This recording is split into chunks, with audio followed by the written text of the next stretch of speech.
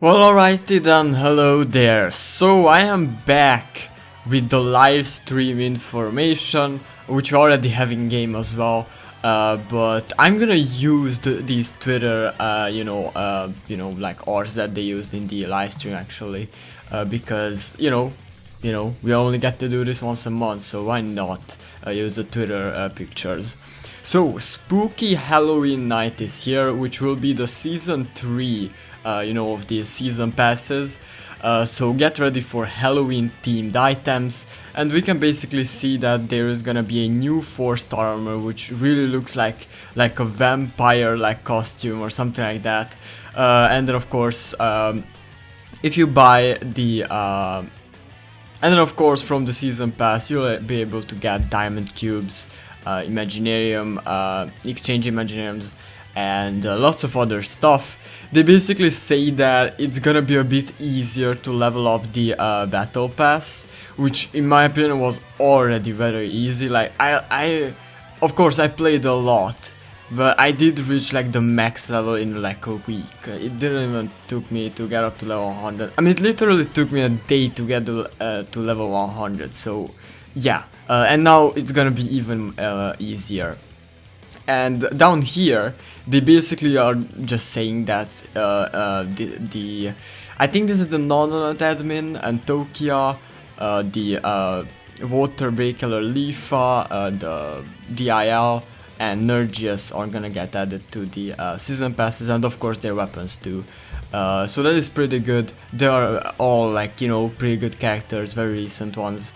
Edis, this wolf Edis is gonna be this season passes like home screen character illustration thingy.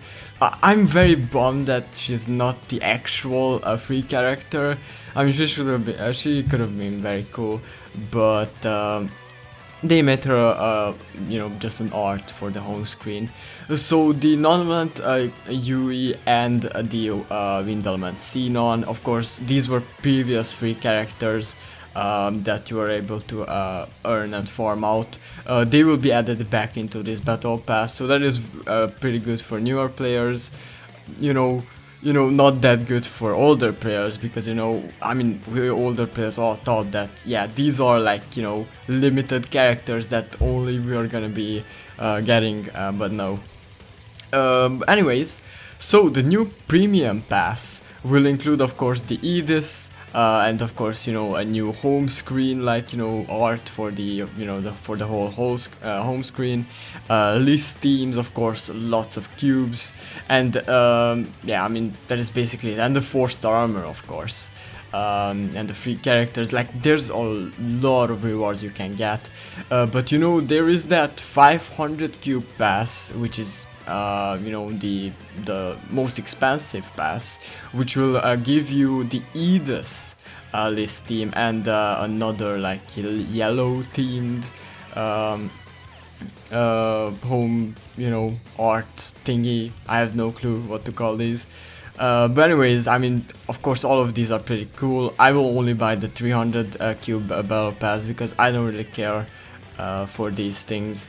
But I do think that you can get the Edis list theme by summoning for those tickets, but I'm not 100% sure about that. So yeah, I mean, here you can basically just see them in a bigger size. But I mean, yeah, home theme that's what they're called. So yeah, on the left you can see the 300 cube battle pass, and on the right you can see what you get by buying the 500 cube one.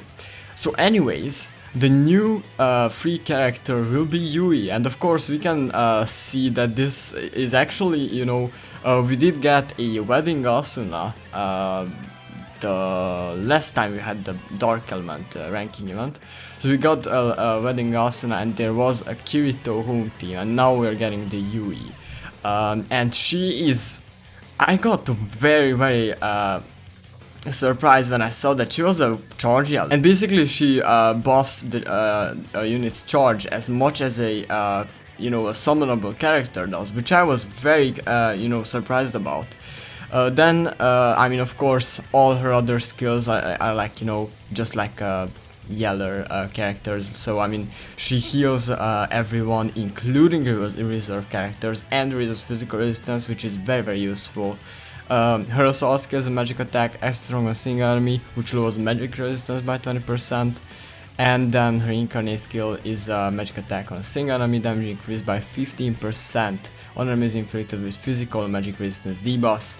I mean, she's not bad at all, she's very good. If you don't have the water Asuna, of course, who was the charge healer up until now, she's gonna be a very good character and very useful for you all.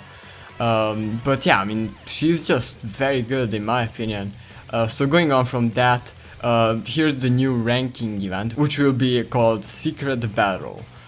Secret Battle ranking event is here. The night before the strategy meeting about the new boss room, KIRITO is approached by Argo, tarara and tarara. So yeah, you will get to know the story actually in game. I don't want to like read up the whole thing that they showed us. Of course, it's much better to watch the animations in game. So then on, the new summonable characters, of course, that all you have been waiting for. A secret battle, of course. KIRITO and Asuna are here. Both of them are dark element. KIRITO is a dual blade character, so a charge character will be the break yell. Now, of course, we have already seen similar characters. You know, the Wind Edis. Not too long ago, actually like 2 months ago, was a character just like this KIRITO, but this KIRITO will actually be your damage dealer. Well, I mean, one of your damage dealers for this ranking run, because he has a super strong incarnate skill, which means he very well will be hitting over 400k if we come here. He has a pretty good attack stat, not the best in the game, but he has a pretty good attack stat. His speed is not the highest, but I mean, it doesn't really matter, and his HP is pretty good. So he might very well be hitting over 400k, and he's a charger, which is, you know, pretty good. We do see more breakers hitting, doing the numbers than charger characters, so anyways, so his charge skill is a slash attack strong on a single enemy, reduces physical resistance by 20% for a turn, increases incarnate charge when enemies are inflicted with continuous damage. Ooh, continuous damage matter is coming back, damn. Oh wait, that's what it is. Yeah, wait. Okay, and then raises incarnate charge. Oh, alright. I had to realize that Edis was a thing in Dark Element. Then going on to his assault skill, slash attack as strong as single enemy, deals added damage on enemies inflicted with physical magic or magic resistance debuff, and then the break yelling, which is, I mean, his skill is pretty good. I don't know, I think his assault skill could have been better. He could have raised attack or crit or something. I mean, why not, honestly? Like, that would have made him a much better character. Because as he is now, I mean, one thing I should mention is that these characters are not limited. They are not limited, so if you want to, and if you can wait, you can actually just skip them, and then during the anniversary get them from a ticket summon if you get lucky, by example. Or maybe, I mean, I do think this KIRITO will actually come back on the KIRITO birthday banner. Wait a minute. He might be back. I'm not 100% sure though. But he might be back for the KIRITO birthday banner. And you can just select him and spend, 625 stones and select him. But of course, then we have the Asuna. And I mean, this art. Asuna, by the way, is a recollection field unit, so she gives 3 recollection field bars on her incarnate skill, and then Dark Elemental charge increases according to what step the recollection field gauge is, when the party's incarnate is 40% or lower. And then she is a breaker. thrust attack strong on single enemy, and her break increases when the recollection field is 3 or higher, which is pretty good actually. She will break a lot. Then she has 2 assault skills, which is not my favorite, but let's see what the first one does. So the first one is thrust attack X strong on single enemy. Damage increased by 15% on enemies inflicted with physical or so that's what KIRITO does. And then damage increases again by 15% on enemies inflicted with continuous damage. So yeah, I mean, you will need to have the older, you know, dark units, I mean, they did rely on continuous damage a lot. Like, there were like months where we only got like continuous damage characters, you know, in the beginning of the game.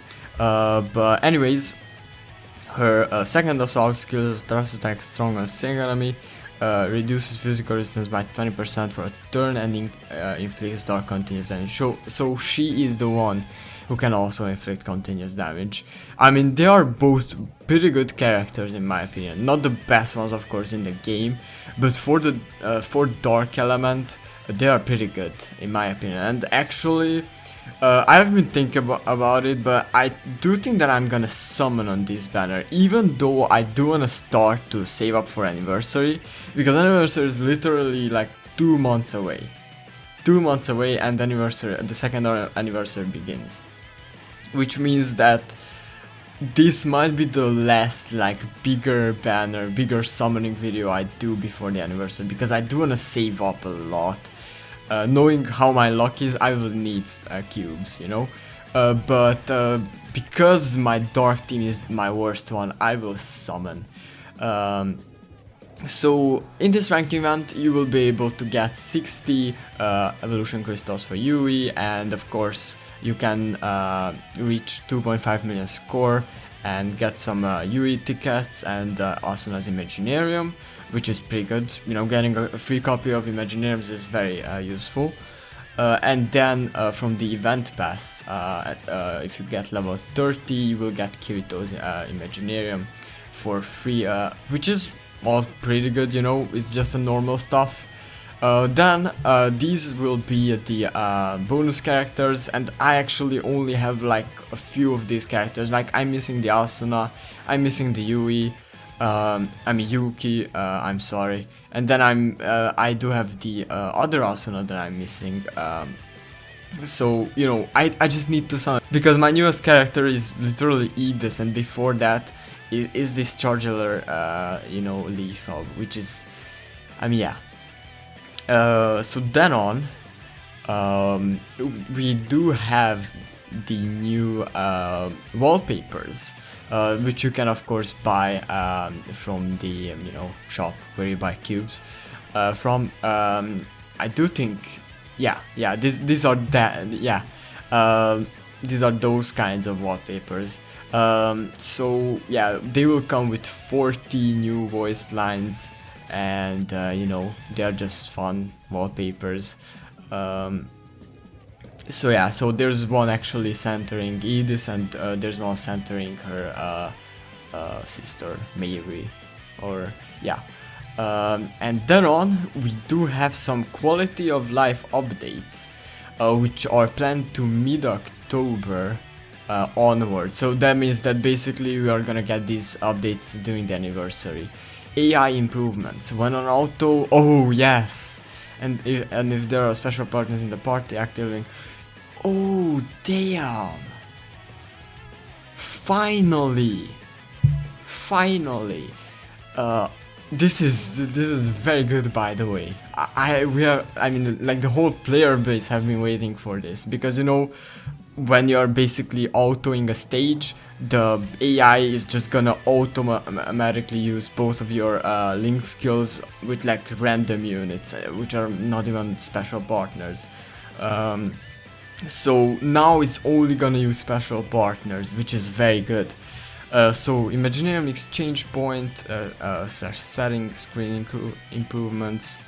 It will be easier to select materials to exchange for a character exclusive Imaginarium at the and the selection will be easier. Okay, alright, we'll see how they will change this up. They basically didn't really say much, they are just saying what they'll change. And then improvements to stay command. Stay command will also be usable for characters / enemies after the immediate next one. Oh, okay. Alright, so they're improving a lot of good stuff, which is, you know, pretty good, but we do need to wait a long time to see these improvements. But yeah, I mean, anyway, let me know what you think about the units, let me know if you will summon. Of course, I will do another one of those, like, vote thingies, because, I mean, like, almost like 300 people voted on the last one, when I asked if you were gonna summon on TC and Roni, and now I do wanna know if you are gonna summon it again, because, I mean, these are not limited characters, so you could, as I said, skip them. So yeah, let me know what you think about the units and the updates, and I will see you in tomorrow's summoning video. Bye bye.